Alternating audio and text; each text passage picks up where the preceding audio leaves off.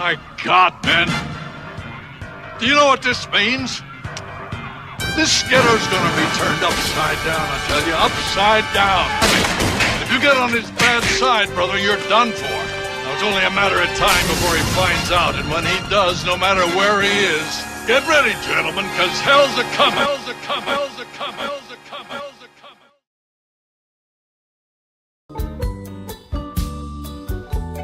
Hey, this is Stephanie Shea, and you're listening to Gundam at MAHQ. Who shot you in the ass? Who? That who would be you. Me? I shot you? Yeah. I mean, I was shooting. Yeah, I did a lot of shooting. I mean, but I ain't saying I shot you in the ass. I mean, I ain't saying I didn't shoot you. But damn, somebody shot you in the ass. Tell me about it.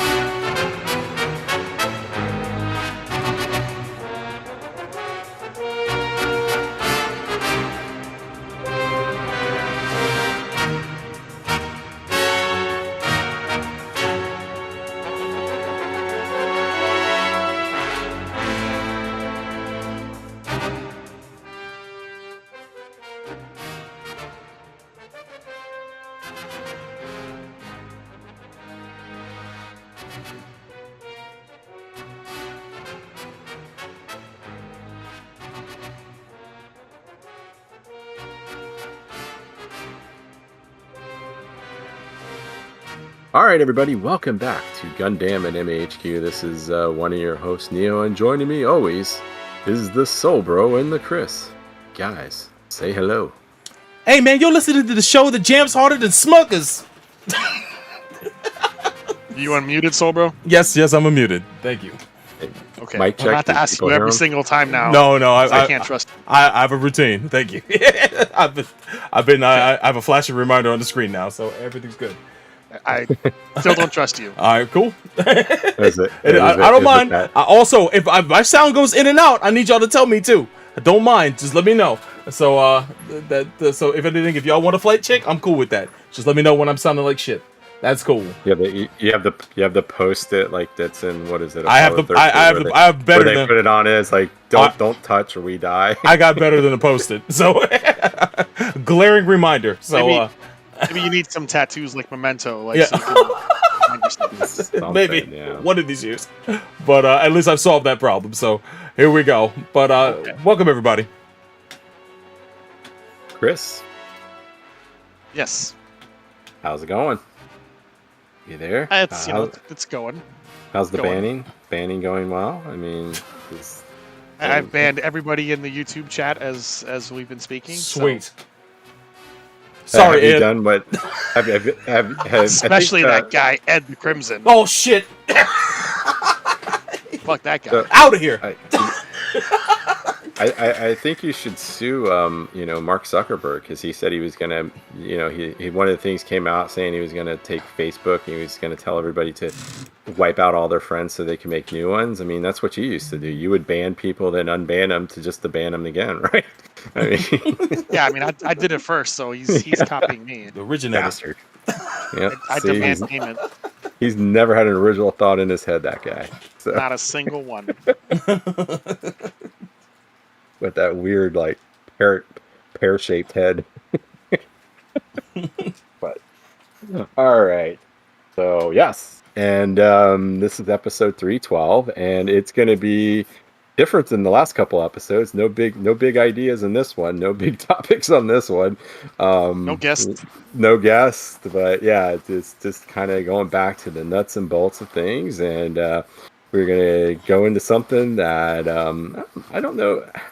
Is this something we've talked about in the past before? I don't know. I know it's been brought up to us and things, but I just I think it was just one of those lightning bolt moments where we're like, okay, how can we have something a little fun and you know, a little easy next episode without all the preparing. So, but we'll be talking about, I guess you could say this is controversial. It's a controversial OVA, right? I mean, I guess that would be a great way of kind of Depends who you saying, ask.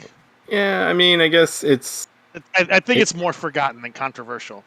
forgotten and unique in a way where it just you know, it starts and it ends and doesn't end the way it was originally intended, and just has had one of those tumultuous kind of runs that we see happen with OVAs. Even now we still see it kind of happen, but not as much. But that would be the 3-episode OVA of Yamato 2025 or 2520.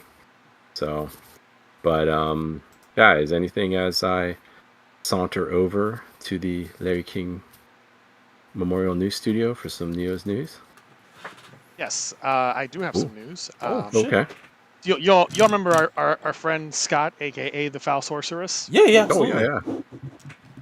So I was recently on one of his podcasts, and the podcast is called "That Some Kind of Japanimation Thing," Okay. and he wanted to rant about people misusing the term filler episode, Oh wow. and we talked about that. We also reviewed the greatest anime filler episode of all time, and you all guys know which one that is, right? I mean, there's been a lot of filler episodes, but the best one, No, you there's one clear thing that stands above all as the best anime filler episode of all time. You all know what the answer is. Goddamn, I'm sure I do. I just Come on, I mean, guys. I- This is easy. fuck. You're overthinking it. You're overthinking it. Just think of what is the best anime filler episode of all time. What's your first thing that comes to your mind? Oh Jesus. Man. Is it Moon Moon? No, it's not Moon Moon, is it? No. I am overthinking it, man. I'm at a loss. I'm sorry. I keep thinking of The the first Gundam Candy time, Fight from the Macross. time bomb episode. The time bomb. Oh, the episode time of bomb First for Gundam? real? No, not even close. I mean, that is an encapsulated episode. I keep thinking of Naruto It's because not. It's I'm the sorry. chat knows. YouTube chat knows. Oh shit. The Moon Moon? The driver's license episode, DBZ. Yes, the DBZ driver's license Oh, episode. Yeah, you're Yeah, right. guys. That's godlike. Yeah, it is the best one That though. is the single greatest anime is true. filler episode Hell of yeah. all time. Without a doubt. Undisputed. There can be no debate about this. That is That true. is it. It does hold the So we championship talked belt. about It really is So- one of the best. What was his beef? Just really quick about the thing with filler episodes. Like what you So like felt that people are using. I've seen this in discussion, like people talking about like American shows or any kind of show now, like Mhm. any episode that they don't see advancing the plot enough now, they dismiss it as filler, and it's like that's not at all what that means. That's not what a filler episode is. Yeah. So, people are misusing and abusing the term. Yeah, well, like filler people- episode is basically a point where like it's either they're at a point where the story doesn't, they stopped with like the original story, or isn't it? It's those ones where they like blow the budget beforehand and they just kind of do. Well, no, that's the bottle one. That's the bottle episode. I mean, in the right? context of anime, and we discussed this, filler episode is when you're doing a manga adaptation. Yeah. Yeah, you and catch you up to are it. getting too close to catching up to the manga, Yep. so you got to slow things down by doing a filler arc. Absolutely. Yeah. Yeah.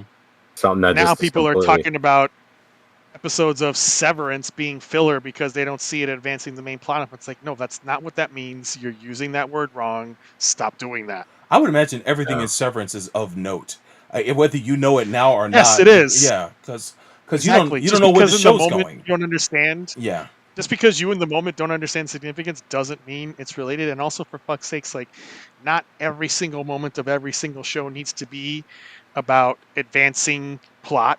And people Yeah. are like they've had their brains rotted by cinema sins and Yeah, all this other crap out there. It's like 1000%. sometimes things can just be about the characters, not necessarily about the fucking story. Not to put Dave Filoni on a pedestal, but I saw that a lot watching Star Wars Rebels when it was on, and people were saying, "Well, this episode didn't mean anything," blah blah blah, and then eventually things will come around to some of the things he established earlier in the season. And I know better than that. I watched a ton of serials in my lifetime, so I know that anything is game.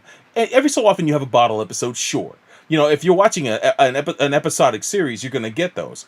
But sometimes the things that the characters learn or experience in those episodes will come back in some way, shape, or form by the time the season is over. Especially if it's a tight season of like 6 to 10 episodes. A lot of the stuff that is experienced, whether you think it's story forwarding or not, it's going to come back. If not this season, then the next. And especially in Severance, which I have not watched, but I know it's a very layered show when it comes to establishing the world and what the characters are doing and what their functions and purposes are and things like that. I know it's a very cryptic show in that regard. I get it. If you're watching the show from week to week and you want the story to keep moving in a pace that's satisfactory to you, I can get your frustration if it doesn't move at the speed that you want it to. But have patience, man. Either that or just wait for it to all be out and then binge watch it. Maybe then it'll become more palatable. But yeah, I know people have no idea. Someone how to who identify. actually has watched that show, I can say for once you're actually correct about talking about something that you have not seen. Yeah, well, I mean, it's a story. It's a very cryptic story, and I'm sure it's a mosaic.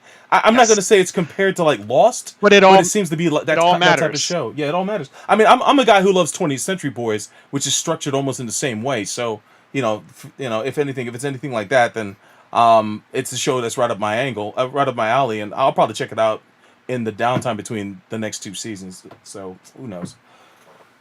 Anyway, so that's something that I did.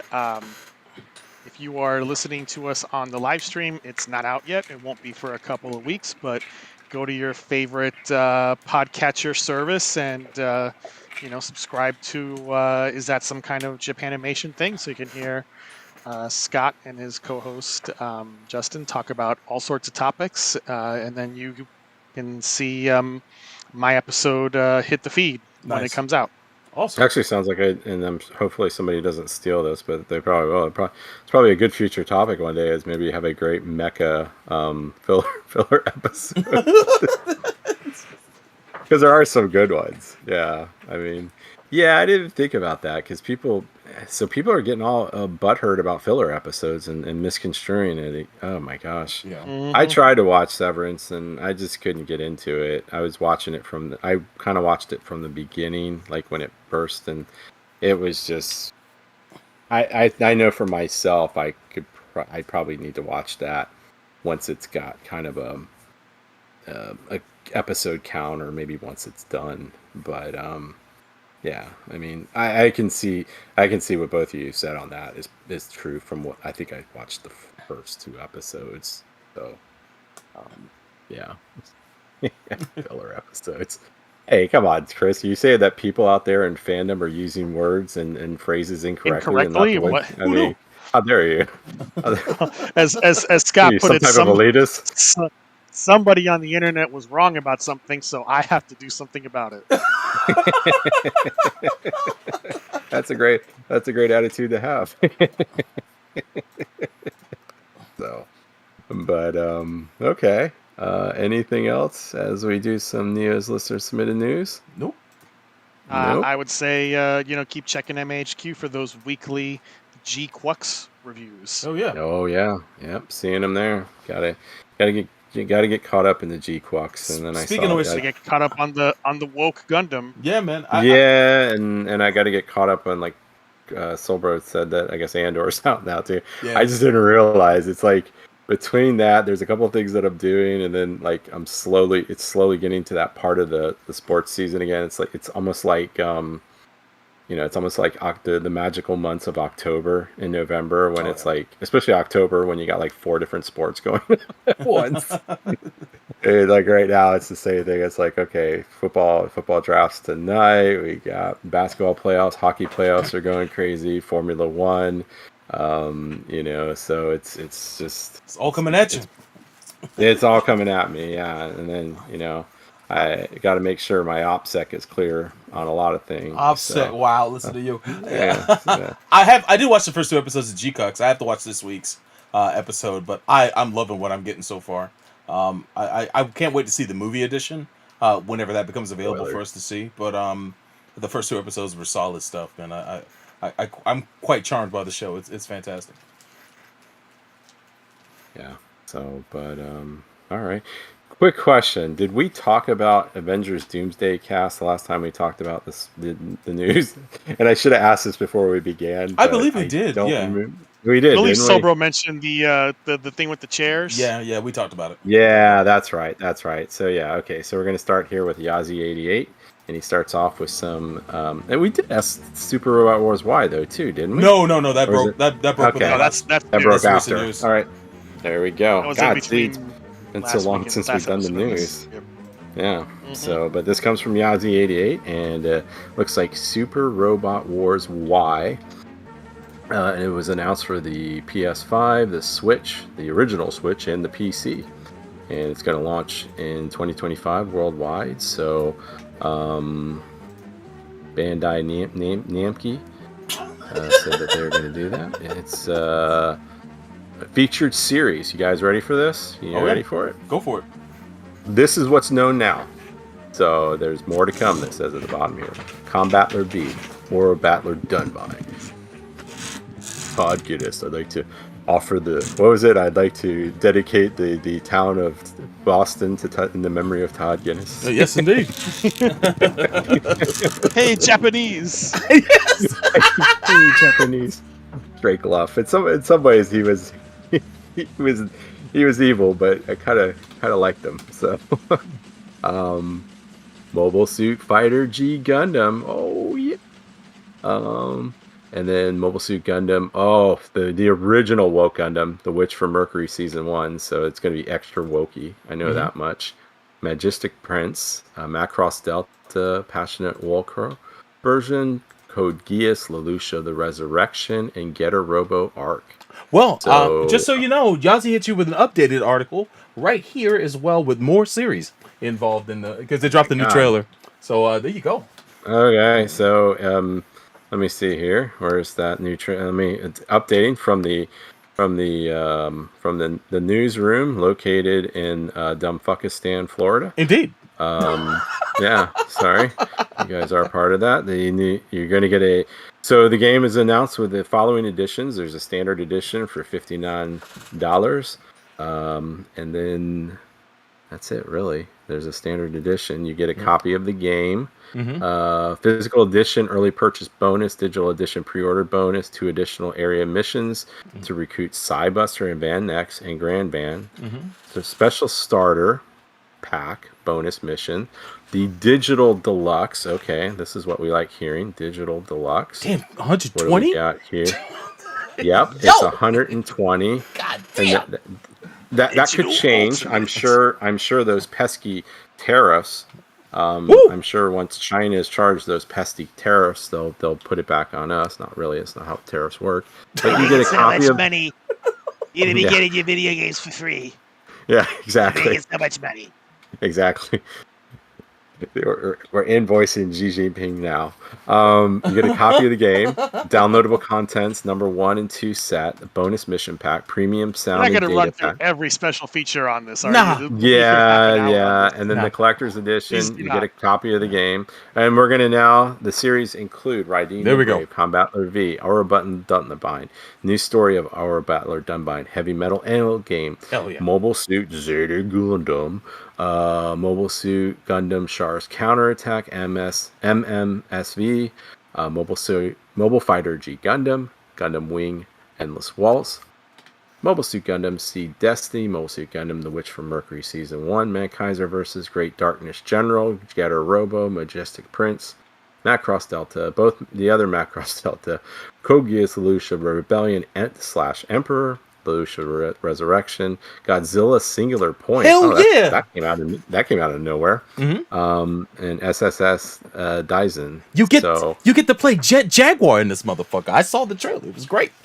Are you serious? You're Yeah, Jet Jaguar? Jet Jaguar. That alone is Hell yeah, dude. I'm ready. cool, man. I'm ready, son. Shaw. Yeah, exactly. Exactly. That's my guy. Exactly. So, man. And yeah. So you guys excited, I guess. I'm thrilled. So what pack are you going to get? Are you getting standard, deluxe, super Samoan version, the Chinese tariff version? Which one are you? All right, that's all versions. Sorry. I probably get the digital deluxe version when I'm working, so it may be a while. I still got to go through 30, so it'll be a minute, and the rest of the T. So if anything, it'll be there when I'm ready. But it looks cool. I wish I had more series. It seems to have like a low series count compared to other Super Robot Wars, but I don't know what they might add in future DLC, so you never know. But it looks cool, man. It looks incredible, and I love the fact that Witch from Mercury's in this. So, but Jet Jaguar and Godzilla at the very end of the trailer, they tease. I forget which version of Godzilla, but I don't know if he's playable or if he's some kind of hazard or whatever. But Godzilla is in the game, so somewhere Fred is screaming. Well, Singular Point was that's that weird thing I think it was on Netflix, and it's where Godzilla, like, I think Q's just the anime indestructible force. Yeah. Like, there was two different stories, and they thought they got rid of them, but it's much different than what you're used to when it's when it comes to Godzilla. I see. So, it's like Kazi said, it's based on that weird anime. It's not good? Yeah, it's not really good. Yeah, that's unfortunate. Yeah, I think the spirit of it's there, but the execution's definitely off. Yeah. So, like a famous football coach said, what about the team's execution? And he said, "I'm for it." That would be kind of what I'd be saying for the execution of the team of Singular Point. I'm for it. All right. Anything else on that? Nope. Yazi 88 comes back with the Metroid Prime 4 trailer, so that's going to be coming down. I know. One of those legendary games, March 27th trailer. You guys been able to take a look at that or anything? I mean, yeah, they showed it. It's pretty solid. They showed it during the Nintendo Direct. It looks good. They actually showed the Switch 2 version during that Direct as well. And if you like Metroid Prime, I'm sure you're chomping at the bit for this one. Chris, did you play the Primes previously? I did not play Prime 3, so I need to eventually get on that. Yeah, I never played Prime 2 either. I messed around with one a little bit, but not enough to get in. I'm kind of a classic Metroid person for the most part, but I always thought those games were intriguing. Play Prime 1. Yeah. Prime 1 is an absolute masterpiece of a game. Game, yes. Yeah. It doesn't get any better than that. Like, honestly, I mean, so what's the final boss in 4? Is it Chinese tariffs? I mean, yes. It'll be Tariff Ridley. It'll be Tangerine Tariff Man. And Ridley, instead of doing like energy blasts on you, he'll like slap tariffs on each part of Samus's like various suit. Executive order. Executive order. Cannon.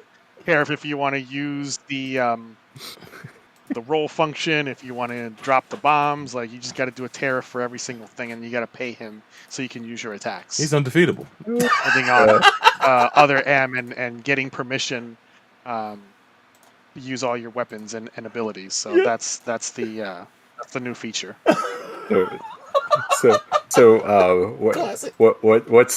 weapon? What's the super weapon you use to defeat Tangerine Tariff Man? You use the S&P index. The S&P index.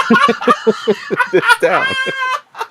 So, with the power of Dow Jones, you might win. Yeah, exactly. I summoned Dow Jones. I summon you, NASDAQ.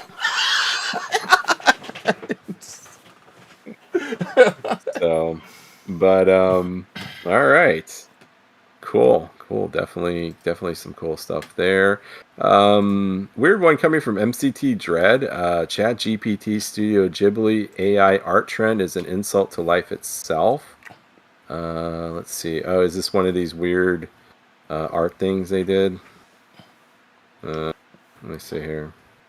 Yeah, You got the Yeah, do you guys know anything about this, or what is So this? ChatGPT did a Ghibli filter that looks like ass, but the thing is, people are conflating comments that Miyazaki made years ago about Oh, I using see. computer-generated tools for anime production, and that it was very like weird, and he didn't like it. That's what he was talking about. He's not talking about like modern AI and Oh, okay. LLMs Yeah. and all that. So people are Yeah. conflating unrelated things. Oh. Oh, cool. All right. Next one here comes from Philly Gundam fan, and it looks like Sydney Sweeney is in negotiations for Gundam live action film, and this is coming from Deadline. And I guess I think we all know her or know about her. I guess the details are says that she's in final negotiations to star in a live-action Gundam movie coming together at Legendary. Sources have confirmed to Deadline. Details are part Sweeney is playing are under wraps for now, as is the film's plot. So I guess it's going from first Gundam to Seed. I mean, that's probably the natural progression, right, for what he's known for. As we first No told commento. you, yeah. Sweet Wow. Tooth showrunner Jim Mickle is set to direct the new Gundam, co-developed between Legendary and franchise owner Bandai Namco Filmworks. He will also produce with his partner Lisa Moran. And okay, so yeah, then they just talk about what's Gundam. So yeah, I mean, imagine what Sailor, right? Has to be. I mean, If they're adapted, if it's not an original property and they're going with 1 Year War, yeah, I mean, Yeah, if it's first Gundam, it's got to be Sailor. it's probably Sailor. Yeah, I mean, I can't imagine them playing Frau Bo. That don't make sense. So, yeah, that does that yeah, yeah, kind of out. That would be kind of different typecasting there. yeah. But and then I mean to kind of go with this because this is a late breaking edition. It's a Survey News alert, and coming from our own Chris. And Chris, I mean, do you want to tease this, or do you want me to hit it? Because I mean, this is almost as big as her being. Okay. Survey is your territory. I will defer to you. I haven't done this in a while. I haven't done this. Shit. Been real rusty. The Surveyness. He has been Survey producing. News alert. He's been more. Yeah, he's been more Sir Producer as opposed to Sir Director. But it looks like the news is coming out that from Deadline that he is set to direct the new Outrun movie, and it looks like the before mentioned Sydney Sweeney is going to be part of that too. So, I mean, I hope this captures the heart and soul of Outrun. Very complicated video game from the 1980s and 90s.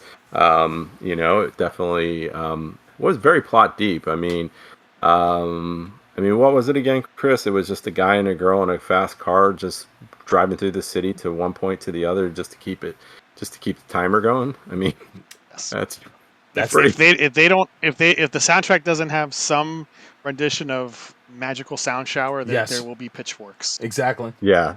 That's like the only thing that's needed, right? Like, as a man that plays Outrun quite often, it needs to have some elements of the Magical score. Sound Shower. Yes, please. All of those. And given that like Outrun is a genre of music unto itself now, like if they wanted to be cool, they would invite like people like from the Outrun community to contribute to the soundtrack. Well, it looks. Let's just get Hans Zimmer to do it. Oh, and have a lot of city pop. Have a lot of city pop in the soundtrack too, if they want to keep it a buck. City pop. I need to hear it. Yeah, well, it looks like he'll be doing it looks like this thing is basically on it's in development right now, and I guess she's going to be producing too. Yeah. And it looks like they're going to have some people from Sega. They're going to be part of it, and I mean, quite honestly, if it's done right and it's not taken too seriously and it's just done in a way of being fun, it may work. I mean, I haven't seen that Minecraft movie, but I guess people love it because it's doing really well. So I saw the trailer when I went to see another movie, and it didn't look horrible. I mean, I'm not a Minecraft guy, but you know, I'll probably watch it when it comes to streaming. Yeah, I saw it and it wasn't bad. I'm not a Minecraft guy either, but it was humorous. I gotta say, Jack Black was definitely the thing that kept that movie moving. But it was a fun time. I've got to say. Not everything has to be rip your heart out. No, video game soul crushing like Last of Us. I mean, it doesn't have to be. So let's just. Ooh. That was do our thing. That was an experience. You know, kind of new. Man. Yes, but I would pay somebody to make the Last of Us version of Mario Kart with Pedro Pascal. Like, Holy give me shit! Yes, give me that whole movie. Give me that whole movie. I'm ready for it. I want to see it. Makes me feel big. Yes. Oh my gosh. Oh my god. Good stuff. But yeah. So welcome back, Sir Bay, to directing. We need you. And actually, to be honest with you, he's probably the best type of director for this type of movie.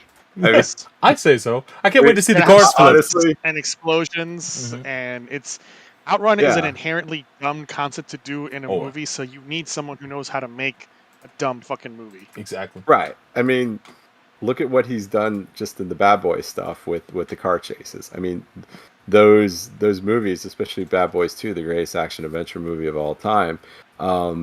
It's what, 40% car chase? Yes. So that was a boat. How did that boat go there? The breakdown with Joey Pants after the first chase was great with the Asians. Is that a boat? Yeah, that was a boat. So if it's in that vein, I think it'll work.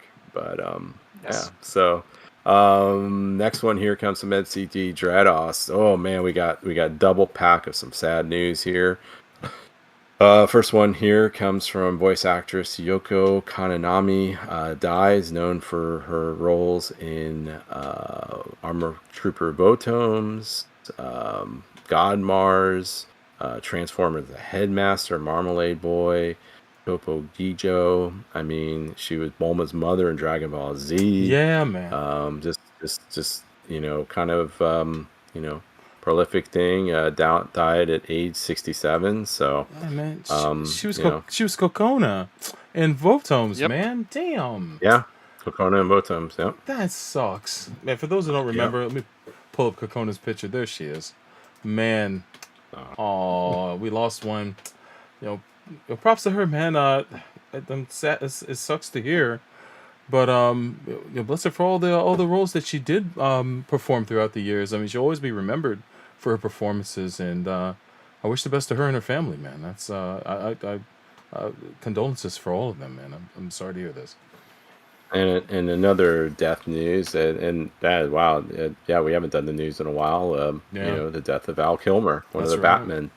And most famously known for being Iceman, I think. Yeah, is that his most famous role? Dude, he has so many. That, right? He has so many roles. He had a lot of roles, bro. Yeah. He has some of the coolest. He plays some of the coolest characters. Thurs was also Real big one. Real Genius was a really good movie too. Yeah, I mean, that's one of those classic movies. I don't think nobody could do right now, but for whatever reason, at that point, it was. Well, on behalf of Pedro, I have to name check Kiss Kiss Bang Bang, which is one of his and Robert Downey Jr.'s best movies. Yes, absolutely. Yeah, you're right on that. People don't ever talk about this movie, but he is the GOAT for doing it. Fucking top secret, man. I love that movie to death. Mm-hmm. It's so stupid. But what I've been hearing about the most, though, because I love Heat, but apparently I didn't know this till recently. The Marines, when they train their troops, they tell people, if you can't change your clip faster than Val Kilmer in Heat, then you don't deserve to be here. Apparently, really? Wow, he has the smoothest reload caught on film. I was watching the clip of it. If you look it up, where he reloads his automatic weapon, he says you need to do it like this or even better than him. But apparently, on camera, it was captured how smooth he was with the reload of that clip before he got back into shooting up the and there's a particular scene in the movie where he's in a gunfight out on the street, and he manages to do this reload pretty smoothly because he trained really hard before they filmed that scene in the movie with that. But yeah, he's commended by a lot of drill sergeants on that for alone in the Marines. So that's super cool, man. It's neat that he has that significance. But yeah, man, he played what's his name, Doc? What is it? I'm your Huckleberry. What's his name? Doc Holiday. Thank you. In Tombstone, man. Yeah. He's so awesome, man. Fantastic. And I mean, R.I.P. and of course, unfortunately, he gets crapped on about the Batman Forever, but I don't think that was necessarily him. Nah. That's more the movie. Because looking back and watching that movie, because when this kind of announced that movie started to kind of like making its rounds again on cable, and it's like, I mean, it's his portrayal's not bad. It's just a badly written. That period of the Batman movies is just really bad. Although Kevin Smith has talked about how there is a Schumacher cut of Batman Forever with a lot of alternate scenes that was like almost done, and that apparently plays a lot better than the version that we got. Then why not release it then? Like few screenings here and there for select audiences in Hollywood. Wow, like is Warner Brothers that stupid? Like if you had that, why aren't you just selling that? I think I just answered my own question. Are they that stupid? You're asking if the company led by David Zaslav is that stupid? Yo, oh God, that's true. Two things. You know the answer to that question. Very much so. Two things real quick. I shout out to Frank for this correction. They're magazines, not clips. My bad, sir. And there's a documentary about Val Kilmer, just simply called Val, that's out there on streaming. I've seen bits and pieces of it, and I've been wanting to sit down and watch the whole thing. But the documentary came out while he was still alive, and it's comprised of a lot of footage that he would take behind the scenes when he was on movies. He'd do a lot of camcorder videotaping and whatnot when he was on the sets of movies, talking to other actors and the crew and the staff and interacting with them. And they put together this documentary based on that and testimonials from other people. But yeah, if anything, if you want to look into Val Kilmer as a whole, you can definitely check that out. But props to him, man. He entertained a lot of people, man. And I'm sorry to see that he's gone now. Especially, it was nice to see him in Top Gun, even though he technically was unable to speak by the time they filmed that movie, but no, it wasn't. His son voiced him over, so that was cool. They managed to pull that off. That was sad. I know he was sick and stuff, and I know they did it just out of like they're trying to honor him and stuff like that. But it's a really sad. I don't like seeing that stuff, and it's just like I know it's a part of life, but I just that made me feel real sad when I saw that, because I'm like, fuck, he was Iceman. I mean, it's like I just wanted to one more time, even as an admiral, old admiral, you're dangerous. Why did they select you? Why did they select you, Maverick? Because you're dangerous. Then he bites the air. Yeah, it would have been perfect. So, oh man, that's definitely some sad stuff there. So, MCT Dread comes back. I guess there is a first trailer for Tron Arias. Ares, whatever. I mean, you guys excited about this? I mean, Daft Punk's not coming back to do the soundtrack, right? But Chris is excited for the score, though. Nails. Yeah, Chris is already lined up. Nine Inch Nails. Mm-hmm. Oh, is it? On the one hand, okay. Yes. Trent Reznor. Okay. On the other hand, the movie stars Jared Leto. Oops. So. Yeah, I just saw that. So. Hey, at least you got the score. Is it 9 Inch Nails or is just Trent? Well, no, it's not. It's 9 Inch Nails. It's actually 9 Inch Nails. They're actually bringing back the band. The band, the entire band, yeah. So cool. Music in the trailer sounds dope. So if that's any sign, I'm cool with that then. Yeah. So I guess that's a soundtrack I'm downloading. So there you go. Right to digital buy. Teaser release for the Ghost in the Shell. Bandai Namco Filmworks relieved the new trailer and the main staff for the new Ghost in the Shell anime series that's slated to debut in 2026. It's going to be called The Ghost in the Shell. Yeah. And let's see here. It's a bunch of people. I mean, is there anything? Let's see. Okay. Is there anything about nothing about what it potentially could be, huh? I mean, the visuals that they have in the article from Anime News Network, it's definitely more manga looking. So I don't know if that's what it's going to end up totally being. embracing the manga style, which none of the Yeah. other adaptations have ever done. Yeah. So, but I'm excited. I mean, it could. As long as it's better than the last iteration of Ghost in the Shell that we got, I'm going to be excited about it. So I don't know, you guys, same thing. I mean, it's hard to say. It's a year out, so who knows what it's going to end up being. Ooh, I didn't know that this was a topic. This is a new topic in the news. This one is for Solbro or for SBR. So, yeah, if you have something that's specifically for Solbro, I mean, we have, the robot tomes, robot apocalypse. We have Survey News Alert. What was the other one we had? We hadn't had the Straight Talk Express, I think, was one too. But now we have a new one. Chat News. That's right. Chat News. Yeah, there's not a lot of Chat News lately. Hope he's still around. And this one is for Solbro. We finally got it, is what MCT Jared's saying. Steel Ball Run JoJo's Bizarre Adventure anime Hell yeah. announced. Yep. So via the old Crunchyroll. So it looks like head back to 1890 and horse around in the American Midwest. Damn right. So, yeah, man. It's a teaser trailer. So bro, I mean, I guess you saw this. How you feeling about it? I'm thrilled, man. They said this series was never gonna happen because the horses are too expensive to animate. But it's like I don't know how that could be the case when you can CG the horses like we CG Mecha, our cars and shit.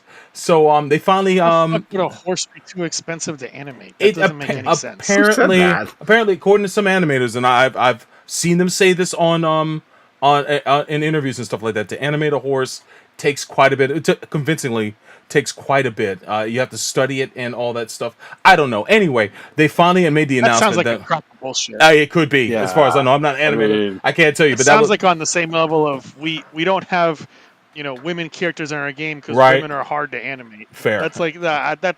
I call immediate bullshit on that. Hey, that's, you know what? That's invalid. That's not a real. Or women. You're not wrong. Games. You're not wrong to say that. But the fact that this is actually coming out, this is actually one of the longest JoJo series. It involves a Cannonball Run style race on horseback from one coast to the other. I think it starts in like Southern California and ends in Philadelphia. The main villain is a man seeking to become president, a corrupt son of a bitch. He's a post Civil War veteran. Oh, so this is nonfiction. This could not come out at a better time. Let me tell you, his name is Funny Valentine. I can't wait to see how they animate that son of a bitch. But yeah, this is a cool series. Yes, he's not difficult to animate. When they announced this shit, it's like, yo, I'm all there. It's probably gonna run 2 seasons if I was to wager, I guess, mainly because other series. Let's wager the bet. Wager the bet. I think it's gonna at least be 50 episodes. Like Stardust Crusaders was 50 episodes. So we'll see. Stream, mark this. Bro, 2 seasons, 50 episodes. So we got to see. Chris, do you have over under on this? We'll see. What are you taking, the over or the under on this? I'm gonna take the under. Sure, count me in the same. All right, cool. All right, the under. Yeah. Right on. Well, I guess we'll find out. I'm betting 50 million fantasy bucks. All I know is I could finally do the commentary series I've been waiting over almost 15 years to do, which is SBR with SBR. So let's go. I'm ready. There you go. Let's do it, man. But let's do it. Shout out to Yazi. He's guessing between 39 to 50 eps. Yeah, we'll see. Maybe they'll streamline it. Who knows? But I'm excited, and thank you for reporting this as well. So back to you. And the last one here comes from MCT Dread, and there was the old Star Wars celebration this year, and there's a new movie that's titled Star Wars Starfighter. It's going to open in 2027. and it's got teams Ryan Gosling with Sean Levy. Are they going to be in it? Is Ryan Gosling going to be the pilot in this? He's going to be the main, apparently the main actor in it. So. Oh, okay. Yeah. I'll watch this. And Sean Levy's directing, and they Who's really Sean haven't Levy? announced. That name sounds familiar. He works with Ryan Reynolds a lot. Yeah, normally. Oh. Well, there was a movie that he did. Oh, like Deadpool or something. Deadpool and Wolverine, Free Guy, Wolverine, and the Adam Project. The Adam Project. Yep. Okay. Yeah, several of those. I But think the movie has to actually be made. Yes. Before you can watch it, and they don't make Star Wars movies anymore. Right. So I don't know how that's going to work out. So. Yeah, it looks like they made the announcement. They just announced Star Wars movies. They don't make them. That's how you roll now. So it's going to debut 3 weeks after Avengers: Secret Wars, which do those even be made? Are those even made anymore either? The Avengers movies. It'll be ruined by Kathleen Kennedy because she's a woman with woman parts. It's not going to have any connection to the 2001 computer game of the same name. I guess Ryan Gosling said during the celebration that the script is just so good. It had a great story with great original characters, filled with so much heart and adventure. Aw, that's awesome. Yeah. Heart and adventure. Yes, I'm have sold, heart and man. soul. Apparently, it takes place a couple years after the episode 9. So I don't know how many years, but it is after that. So, what was episode 9? Which one was that? That was the last. Was it that was Rise of Shitwalker. Rise of Shitwalker, yeah. The worst Star Wars movie ever. The worst. It's the worst. You think is it worse than Attack of the Clones? Oh, by a fucking mile. Yeah, I guess it is, isn't it? I've only watched it once. I've at least seen Attack of the Clones 2 times. I've never gone back to see episode 9. I've maybe watched clips, but to sit down and watch that shit, it's not a good endorsement for either movie. Fucking fuse. No way. That movie's crap. Anyway, I'm sorry, not to change the subject, but yeah, it's that's something to put on the on the streaming comments. Yeah, put it on the box. Attack of the Clones. It's so much better than Rise of Shitwalker. I've seen it twice. I'd have never guessed I would have said that ever until I saw episode 9. I was stewing in my chair when watching that movie. Fuck that movie. Anyway. Yeah, you know what? I don't think I ever watched that movie. I think I only watched it when it was in the movie theater too. I've never seen it again. So I will forever bear the mark upon me that Rise of Shitwalker was the last movie I saw in the theater before COVID. Oh wow! I'm sorry. Ooh, man, that's if you that's unfortunate. That was almost foreshadowing for when people want to when people want to tell me that The Last Jedi is worse than Episode 9, I look at them as if they're an alien because that is some crazy shit to me. At least I could watch it. That is correct. That is wild. That's exactly. I can't even deal with that. I'm sorry, but anyway, back to you, sir. Yeah, it says in here in the article it's going to take place 5 years after Rise of Shitwalker. Right on. And it is going to be supposedly the first movie unconnected to the so-called Skywalker saga. Mm-hmm. So we shouldn't have any traces of Luke Skywalker or Anakin Skywalker. I don't buy that for a second, but whatever. Rich would be funny is if they just trolled people and just had a... What about me? Palpy, baby? Oh, there's always room for you, Palpy. Yeah. Always. Yeah, it's the Skywalker saga, not the Palpy saga. I mean, the Palpy saga is... isn't that just what Star Wars is about? I mean... That was Lucas's original thing, was you, right, Palpy? We'll clone him again. Fuck it. How are you doing? Like, real name is the Palpatine saga. That's right. Oh, was that the whole time? It's Sheev all the time. Yes. Were you at this celebration in Tokyo when this announcement was happening, or or is that going to be the big reveal? I was in Rome for a meeting, actually. Oh, Rome. Oh, how long ago? Like a couple of days ago? Don't worry about it. I'll notice he's back. Huh? Ain't shit we can do about it.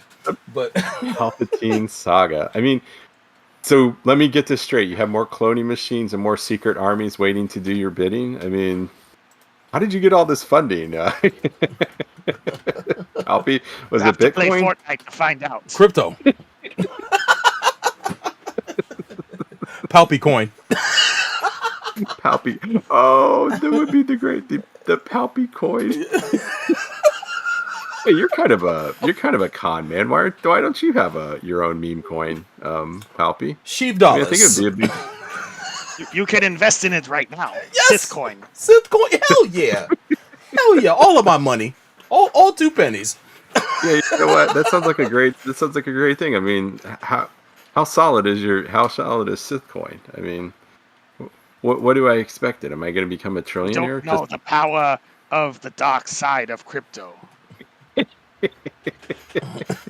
Not that there's a light side of crypto. It's all dark. Unlimited laundering. Wouldn't that be better if they just had the stock? Unlimited energy usage. Yes. You're gonna need Maybe unlimited power to trade that shit. maybe that should be the new Star Wars movie where it's the clone of the clone of Palpatine, and he comes back as a crypto bro, just trying to sell Sith coins to everybody. That's him in his worst form. Do it. Invest now. Oh no, my bank account. The blockchain is secure. No one will know, and it'll only go up in value. Yo, Yazi writes unlimited mining. Unlimited mining, yes. Oh, Palpy, yes. Yeah, data. I'm Bitcoin. afraid the blockchain will be fully in place when your friends arrive. Yes. So Palpy, I mean, for Bitcoin mining, you need a lot of energy. So that's dark side has got to be perfect for that, right? Because the unlimited power of the dark side of the Force. I mean, Yes. geez, no wonder you're a Bitcoin trillionaire. What could go wrong?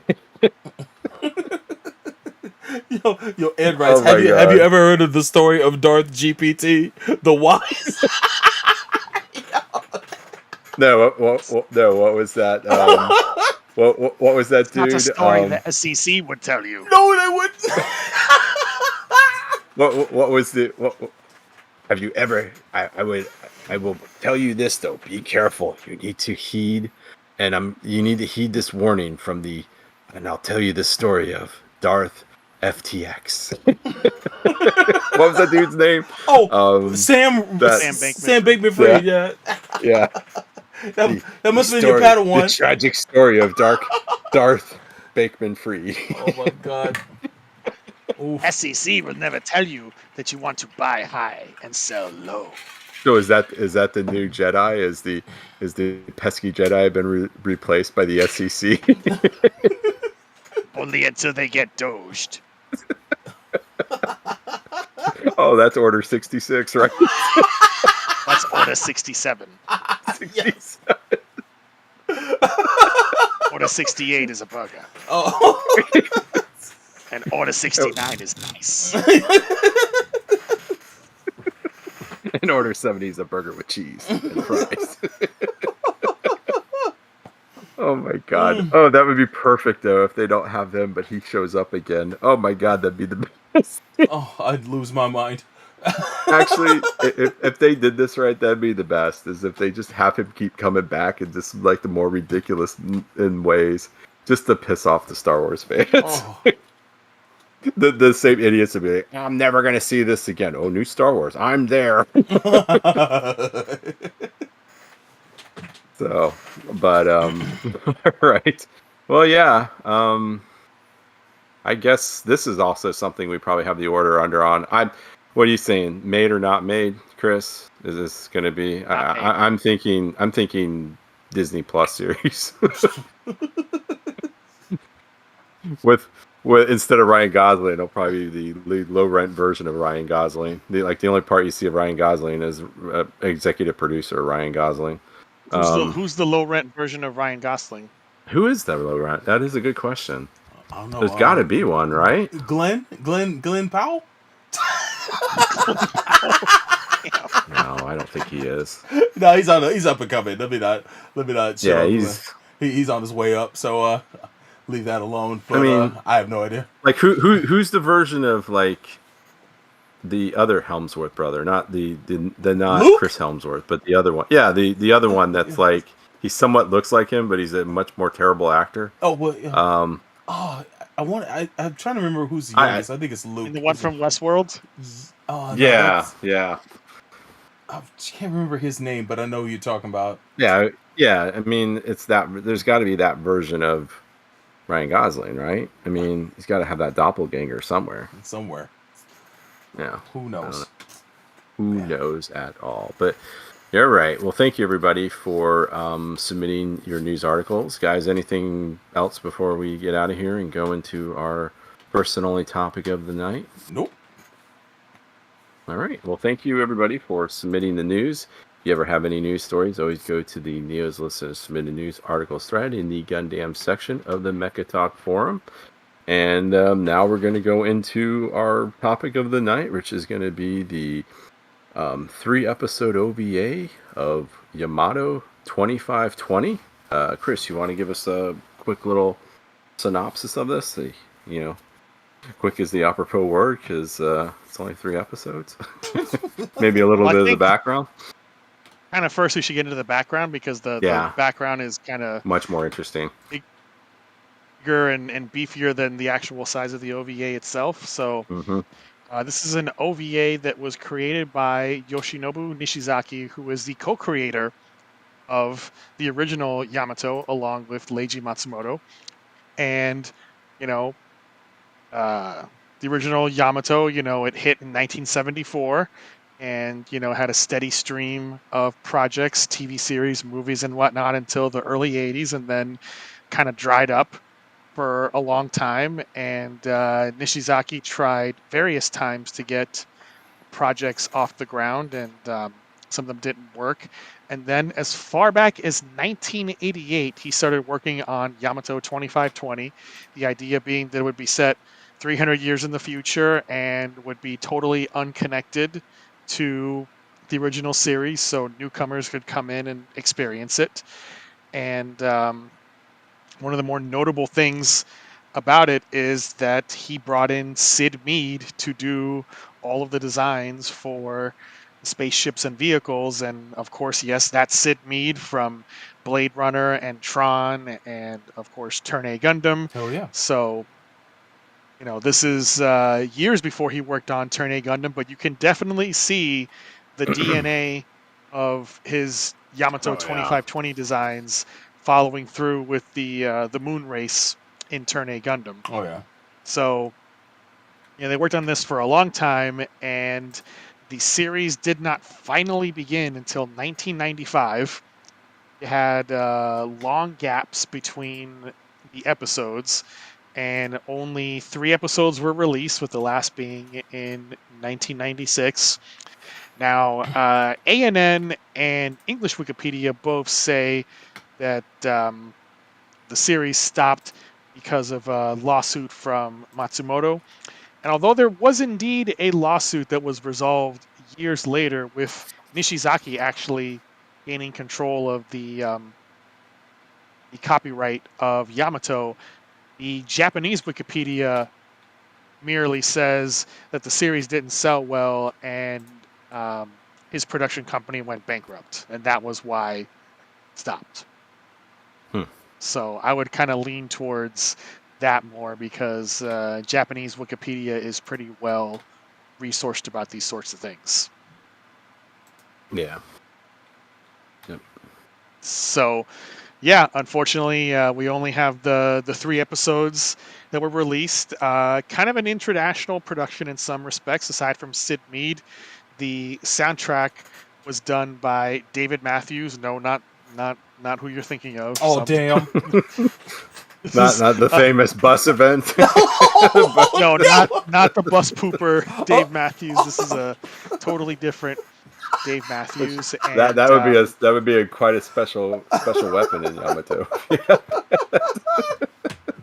Or bus. Yes, it would be. Fire the wave shit cannon. And the ending theme was sung by a woman named Carolyn Leonhardt, who also, if you look at pictures of her, served as the model for the character Amesis. Yep. Definitely. So, yeah, kind of interesting. This kind of gaijin crew working on it. You know, you had some other notable anime people working on it. Character designs with a couple of people, including Hiroyuki Kitazume, who famously did Double Zeta, Stars Counterattack, Megazone 23 Part 2, Stars Deleted Affair manga that, we don't talk about.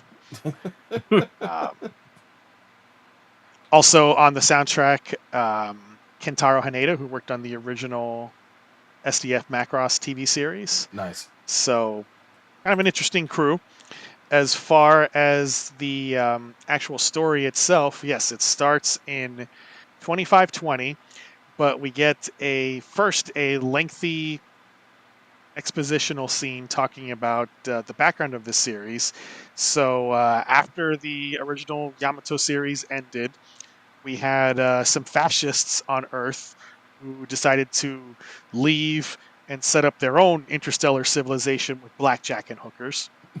So they went off to another galaxy and became the Seilen Federation. And they discovered an incredible new power source called Monopole. And once the Earth Federation discovered the same power source on a planet within near the Milky Way, the two sides went to war, and this became the Galactic 100-Year War, which went into a truce in 2503 after the destruction of the 17th generation Yamato. So I guess kind of like Star Trek with the Enterprise, that just always cranking out a new Yamato for there to be one in service. So it's amusing to think of these all having letters just like the Enterprise. Yeah, And then we jump so this would forward be to this would be the Yamato Q, right? Yeah. I mean, well, actually, what? Because the first one, of course, has no letter, and then you got to start lettering that's them true. after So that. yeah, that's true. Sorry about that. I forgot my Star Trek numbering. Yeah. You know. So we move forward to the actual story in 2520 on this remote planet called Rinbus that's under Seiren occupation, and you have these two knuckleheads named Nabu and Aga who are racing in homemade jets, and they are trying to get up to the radar perimeter that will trigger the attention of the Seiren military, and that ends up happening. And while they're hiding out, Nabu goes deep underground because this planet is sort of a ship graveyard full of all these crashed ships from the war. And he ends up discovering deep underground the remains of Yamato. Finds that its computer is intact along with its data disk, which means that it has the blueprints on there to rebuild the ship. So he talks to this old man Shima, who's kind of like his caretaker, and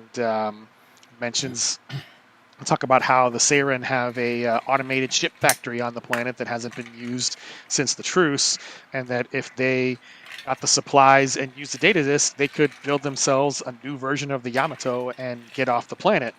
So they end up doing that. They get the attention of the Seiren, and of course, in classic Yamato fashion, they have a exciting launch sequence with the ship busting out from underground because you gotta. You have to. Yeah. And they get out into space and they rescue all of these civilians before the entire planet explodes. And their quest is to kind of continue the Yamato's final mission, which was the Earth Federation was researching this ancient civilization known as Gorda that existed billions of years ago and had unimaginable power. And according to what was found on some ruins, there is a power somewhere that whoever controls it controls the universe, and both sides are after it, which was one of the causes of the war.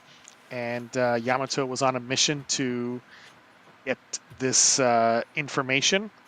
So they warp out to this planet called Rokoko, and they meet up with the Earth Federation, and end up getting caught in a battle with the Seiren.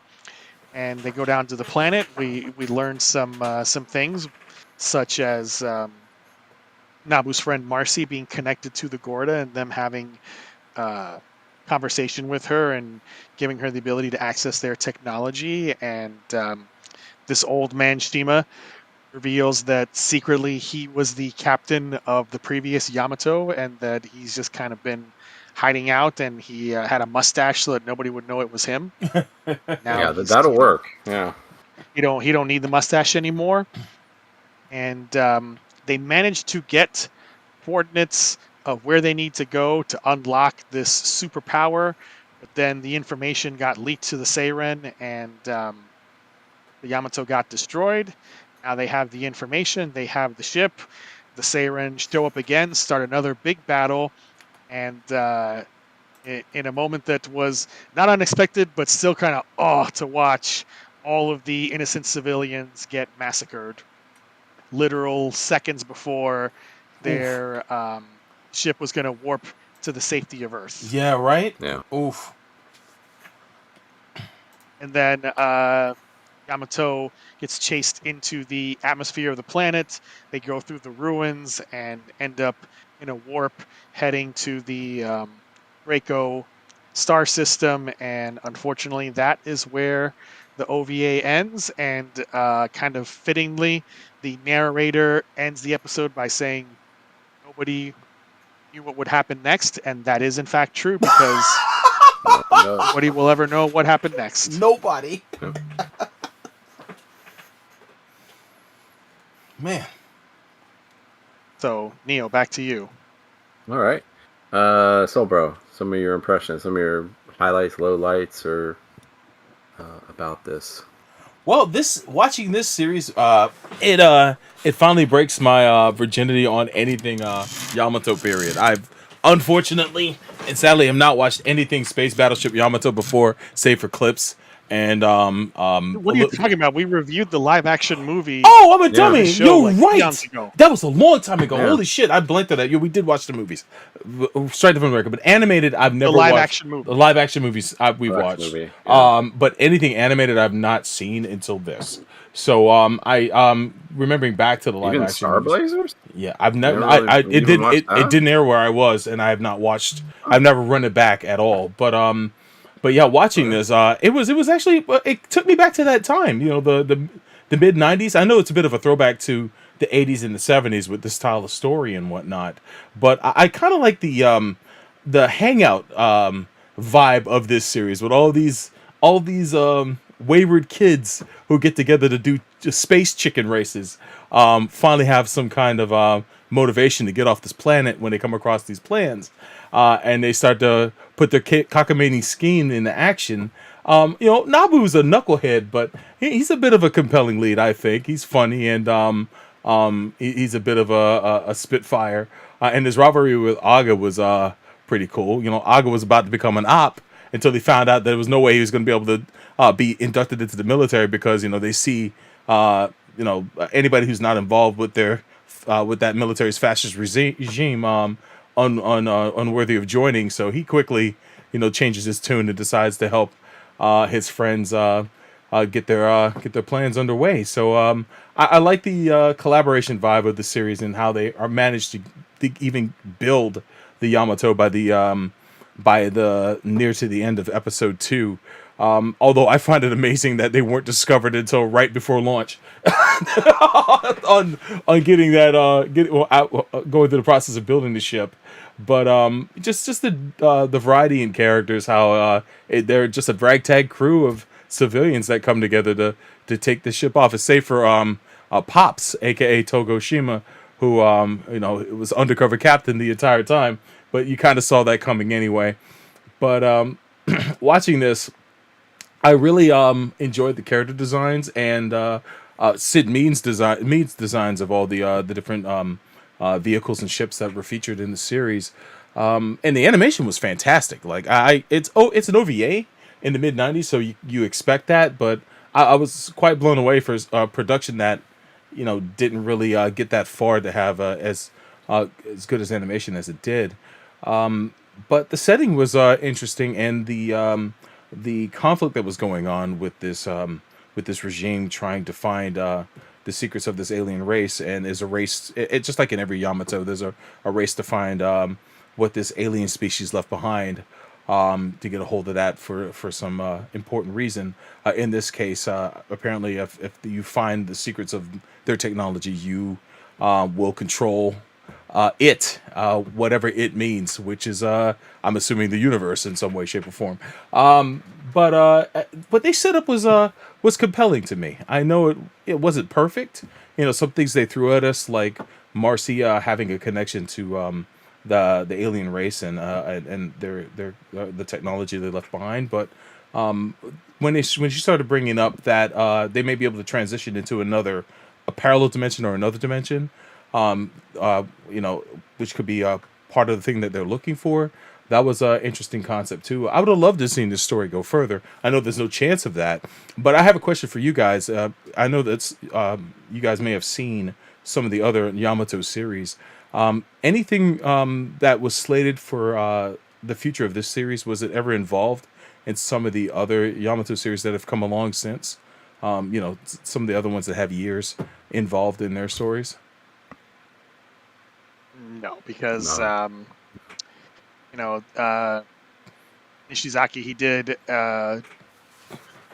reboot movie series, and after this in the aughts, and only one movie of that came out, and then after that he died. Well, he also produced the live action movie, and then after that we started up with the modern reboots with 2199 and Yahtzee's favorite 2202. Yeah. Then we had 2205, and most recently Rebel 3199. So this has all been completely passed over like it doesn't exist. Damn. So that is it. Let's stick a fork in it. Shout out to Yazi. He reminds me that I also experienced some of 2199, the Super Robot Wars V. That's correct. I do remember that. It was cool. I've seen more of Captain Harlock when it comes to when it comes to this style of show than I have seen Yamato, unfortunately. But I loved what was here. I know that when my man Lennon O'Sullivan showed up, the second he opened his mouth, it's like, yo, that's Koyasu. that's Koyasu. That's my boy. Yo, Dio, let's go. That's a young Koyasu too, man. Mid-90s. Yo, that's more so. What's his name? From King of Fighters. Anyway, he showed up and just showed us how to move that ship. Like, I was amazed on watching his fingers just do all the work, using the console to maneuver the Yamato out of the ways of some of the missiles that were coming by. I thought it was a pretty slick scene. But yeah, the show would throw things at you like out of the blue that would keep me on my toes. If anything, I think some things moved slow in the beginning. I think they could have kind of moved the pace a little bit faster in the first episode, but it didn't bother me all that much since I know that we're only going to get so much of this before it closed out. But I think the best episode of the show. Funny you mentioned King of Fighters because Shingo Yabuki, by the way, was the name. But go ahead. The guy who voices Nabu, he's also the voice of Terry Bogard in the Fatal Fury OVAs. And movie. Yeah, Kazukiyo Nishikori. Oh my God, that's cool. I didn't even make the connection. Yeah, Koyasu plays Shingo Yabuki in the KOF series. I think he still does his voice to this day. But yeah, I didn't realize that was the connection. I should have realized, but from hearing his voice. But yeah, if your ears are well attuned, you'll hear lots of familiar mecha anime voice actors in this OVA series. Like, they're just all over the place. Yes, so you can check those credits on ANN. Oh yeah, I recognize Ishin Chiba and Cha Furin, who did a lot of work in Dragon Ball.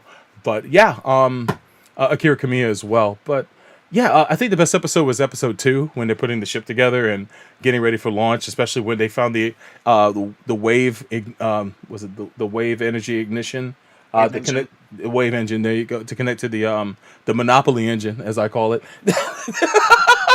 Do not pass go.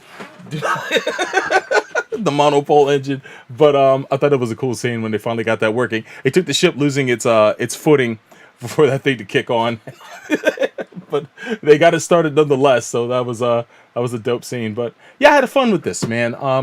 I can't knock it too much because it's an incomplete series. Sadly, during that time, there's a lot of different series OVAs that came out that were never finished. Luckily, and what those OVAs were based on were usually manga that you could find and finish reading those, like say the heroic legend of Arslan, which later on got a TV show anyway. But that was a famous one that came and went and never finished back in the day. But with this one, I'd be a little sad, and I am a little sad to see that they weren't able to keep this going. But I had fun with it. It's not the greatest thing I've seen, but I thought it was interesting for what they were able to pull off, and to not have nice hour-long episodes as well.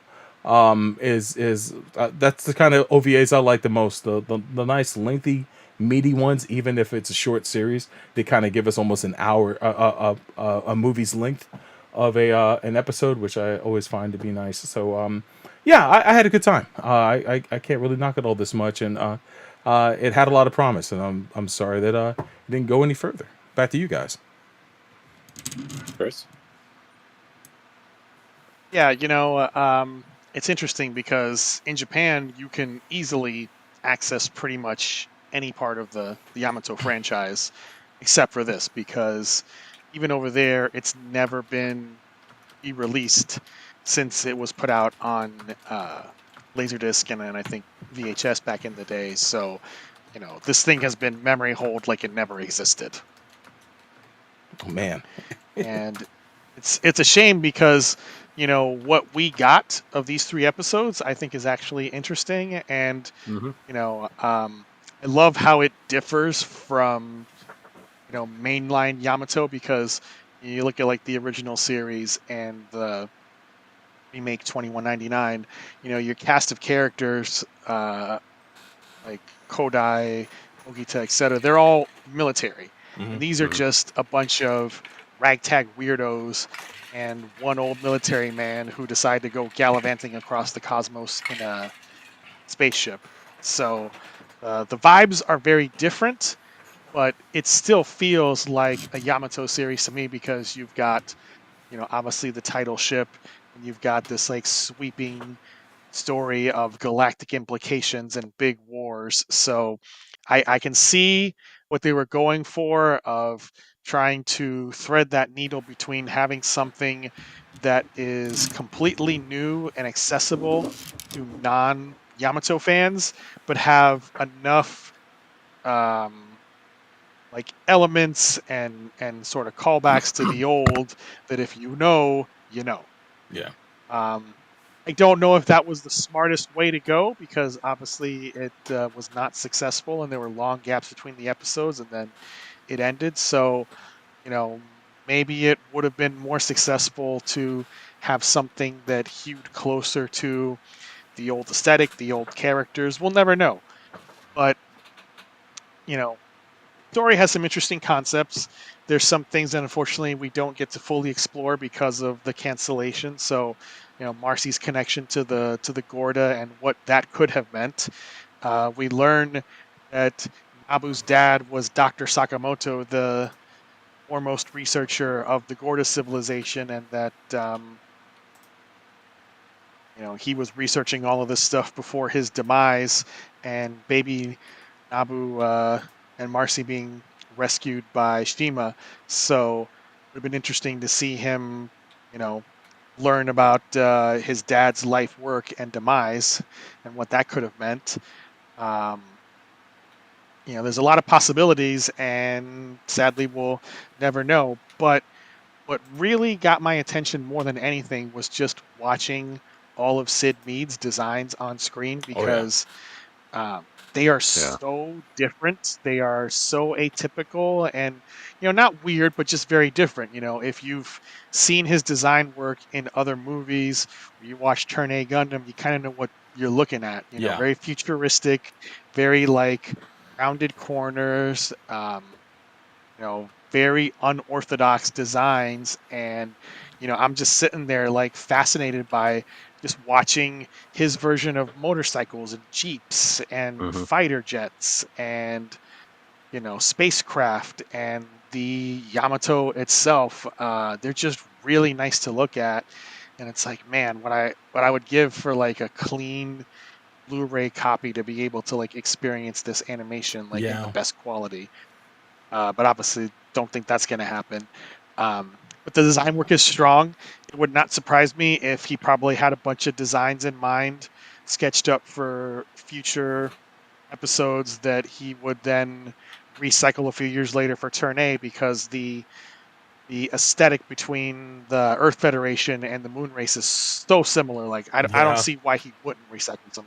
Every good designer recycles designs rather than let them go to waste.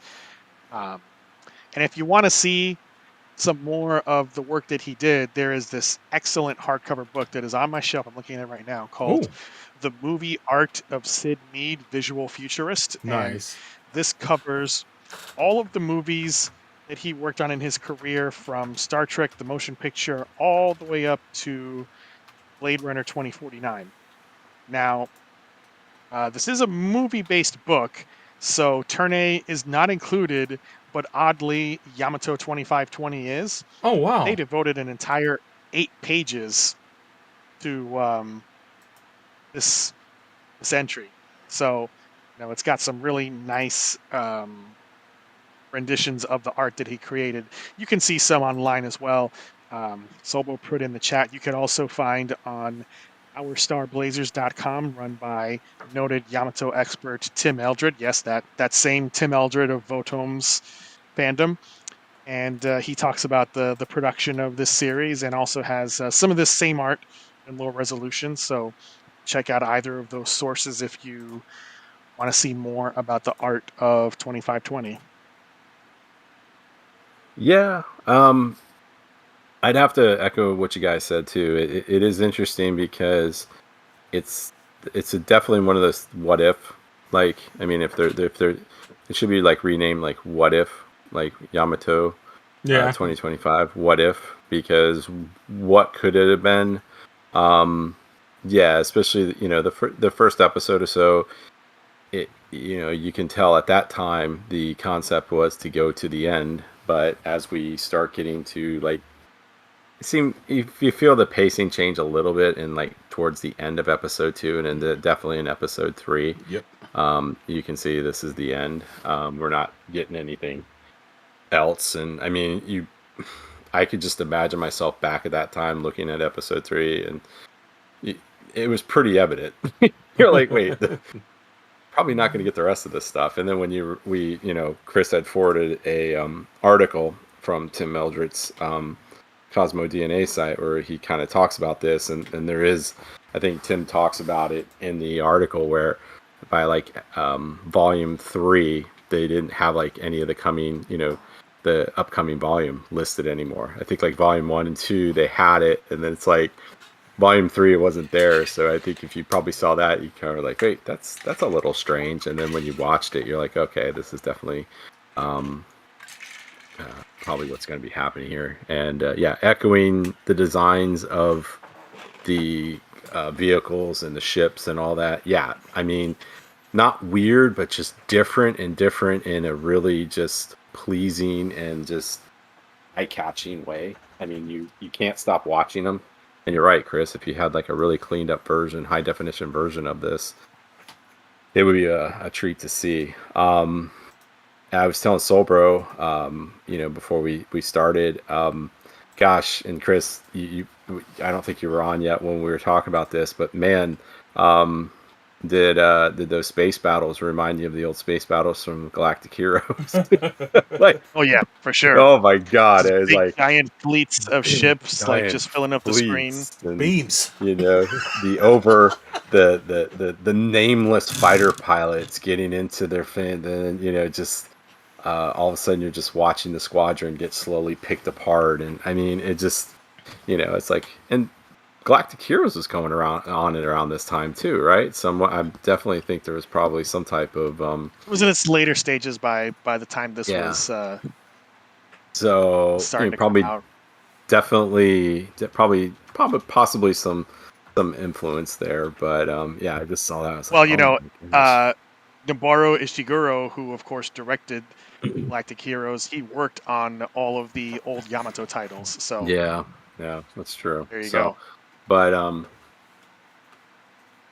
yeah, it's just definitely something where you're sitting there and you're like, what could this have been?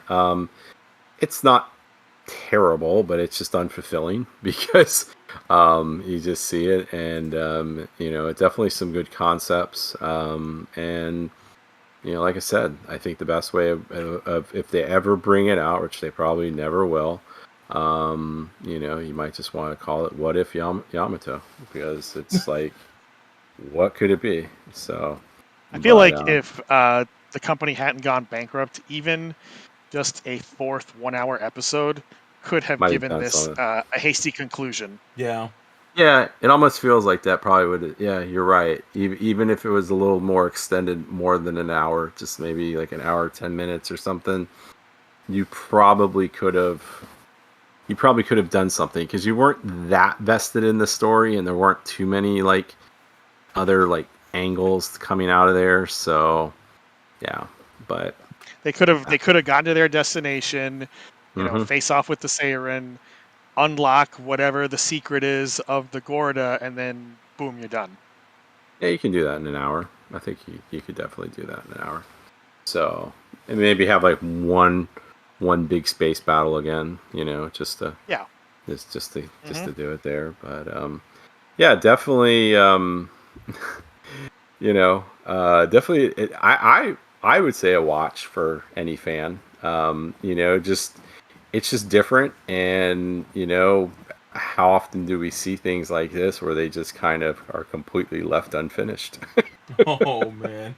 Like usually there's some weird hastily finished up thing or something like that, but yeah, I mean, I think definitely in the mythos of the Yamato universe, it's an interesting take. It's just I can see why it's just kind of left out because it's an interesting yet unfinished take. So, you know, what's the what's the payoff on that?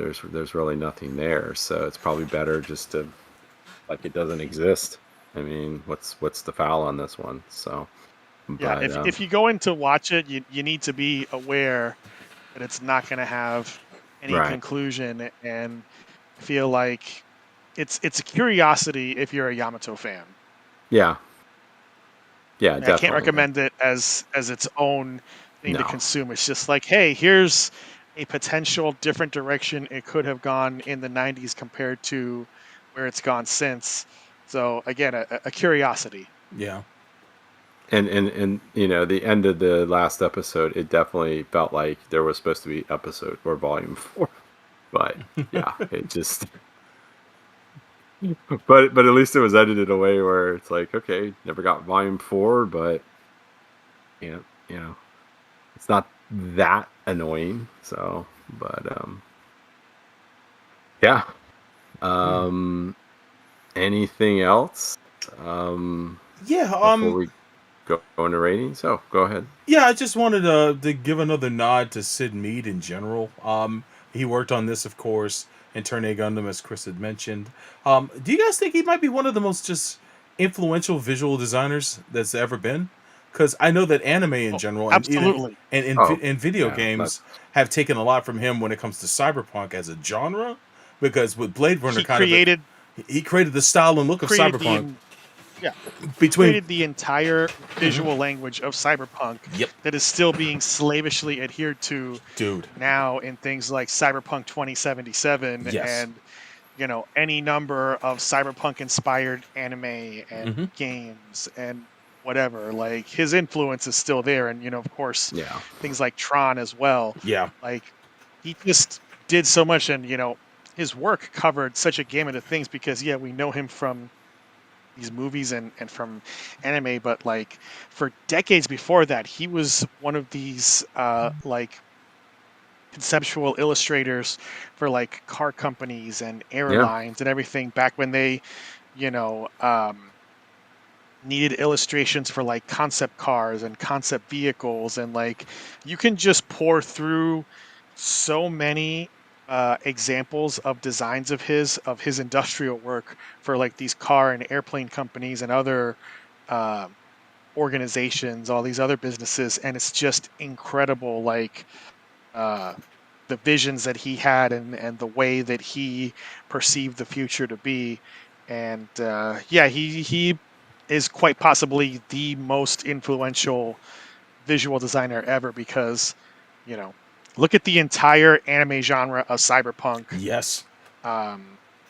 Bubblegum Crisis, whether it's Bubblegum Crisis, Ghost in the Shell, 80 Police, all these 80 Police, Cyber City Oedo 808, Midnight Eye Goku, another one. Yeah, it's like all those just took his style and ran with it. And I didn't even realize he worked on Aliens until just looking at his rap sheet here. It's like, oh man, that makes so much sense.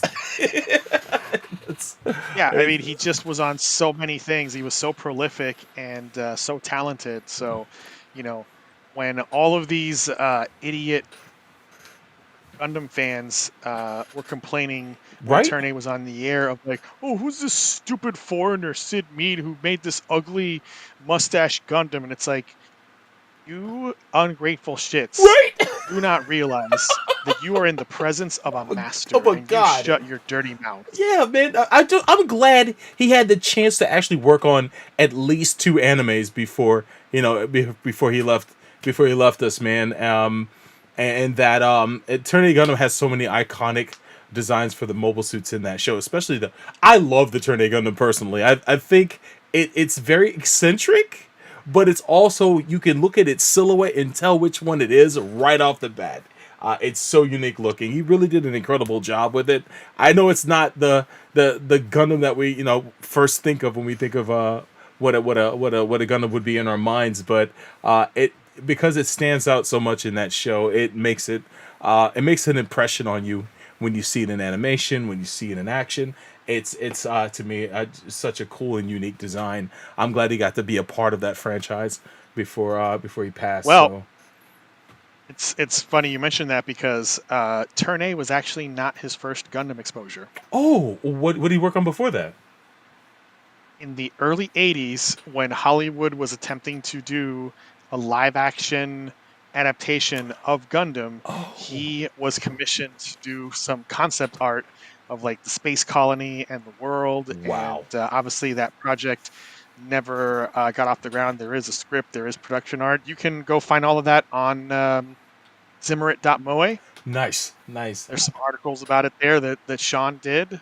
So go check that out in general, because Zimmerit.moe, amazing website for mecha anime information, especially old stuff from the 80s and 90s. So yeah, that was his first exposure to Gundam, and then all those years later came back around to it with Turn A. Amazing. I just found the article. I'm pulling it up now on stream. Wow, look at this. That's so cool.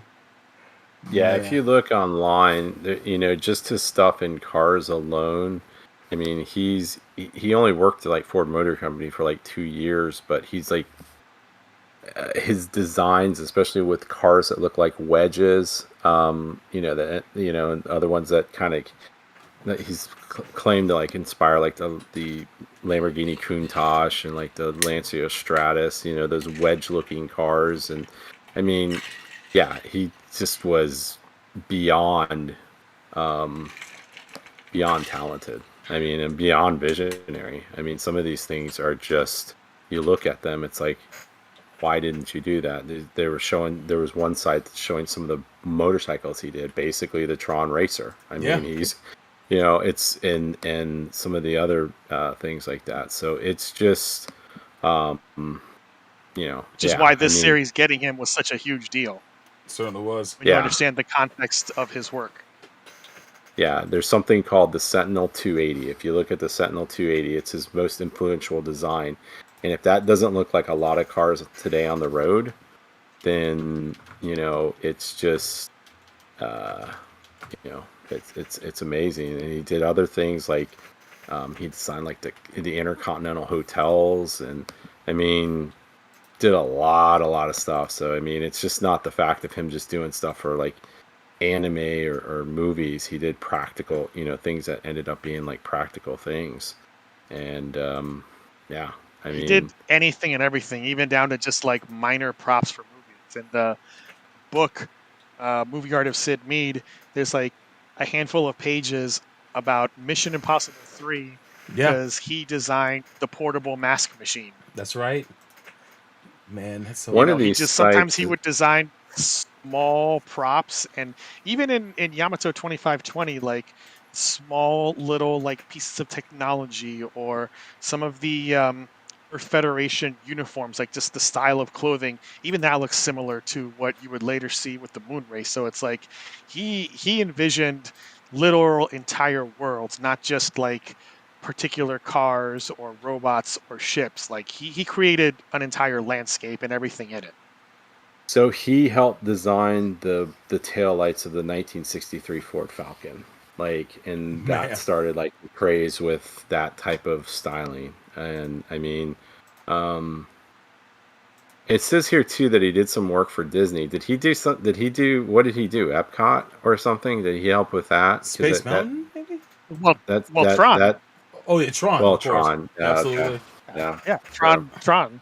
yeah. I He's always forgot that Tron was a Disney property at the beginning. he's credited for Tomorrowland as a visual futurist, which makes sense because he probably helped to design some aspect of the actual park, or maybe Probably. for the movie. I'm not sure, but that is he's had a lot of influence, man. To this day, I'm sure they're going to credit him in the new Tron coming up, at least a legacy credit of some kind, with the designs in Tron Ares.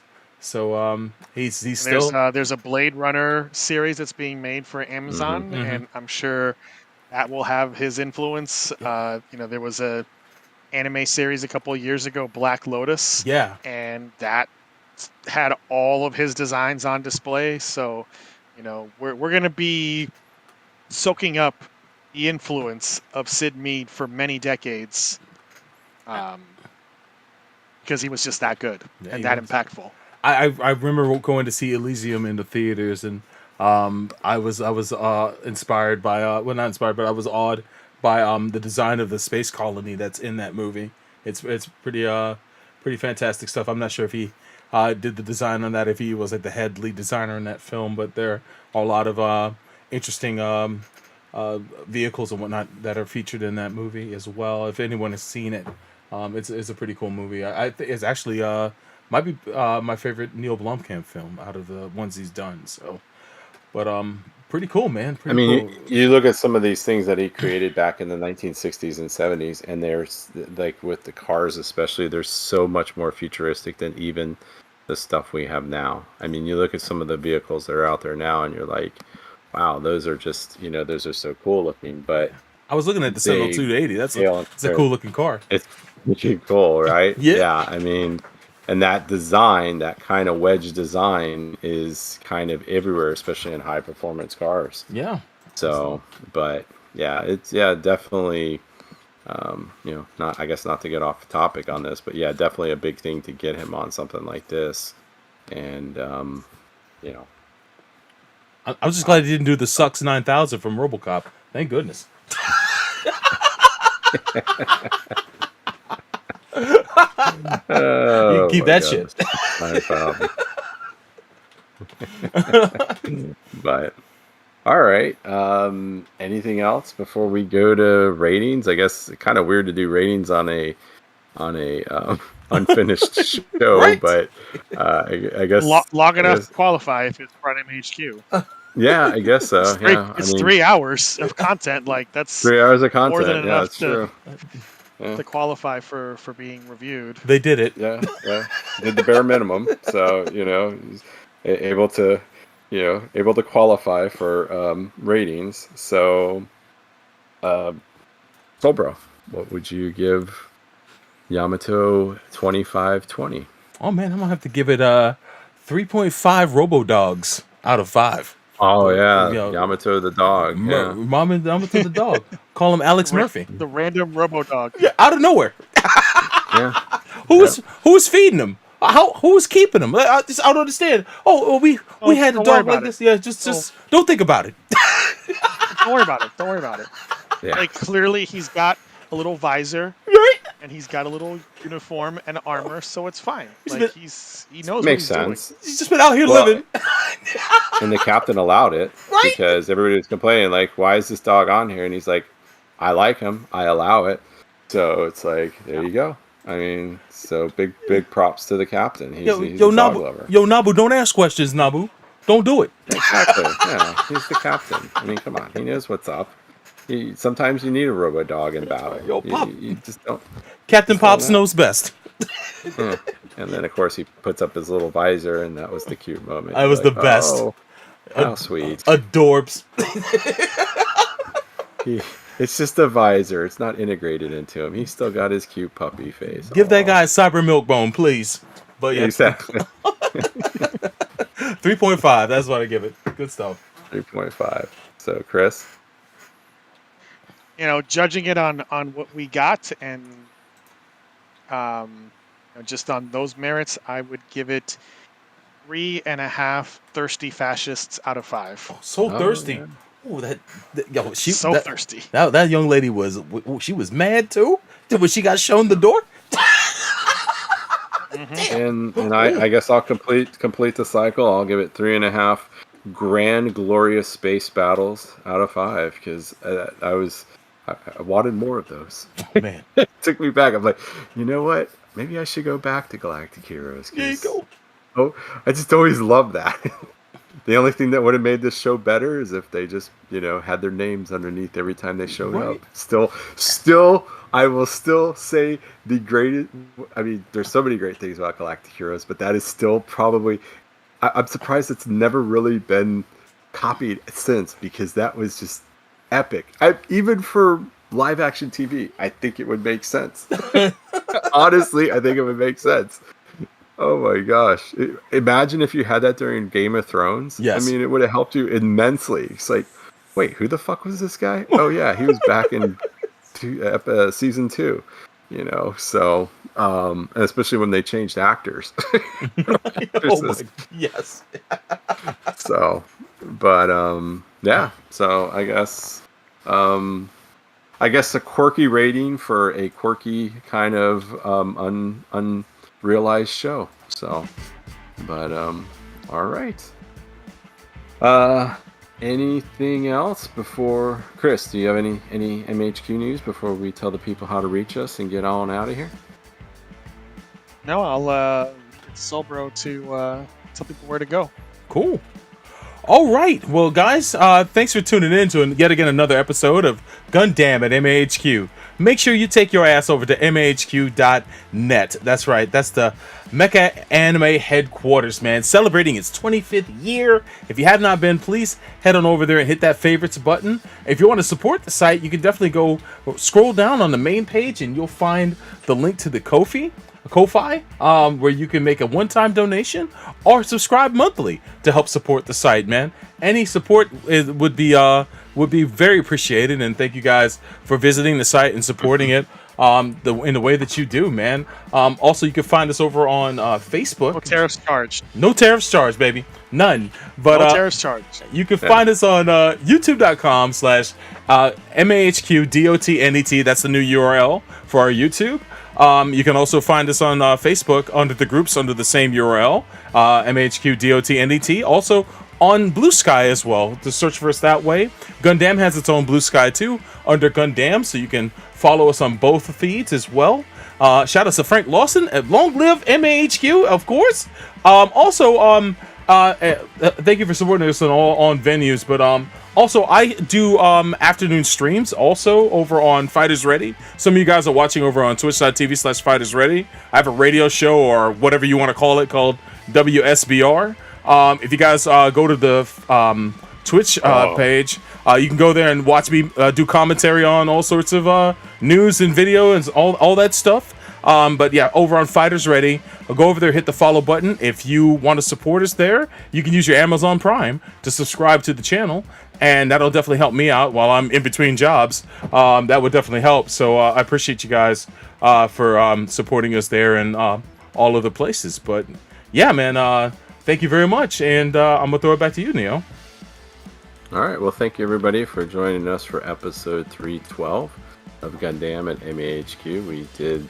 Our topic today was Yamato 2520, a OVA, unique and unrealized OVA. So we'll be back in a few weeks with episode 313. Talk to you then. What we do here is go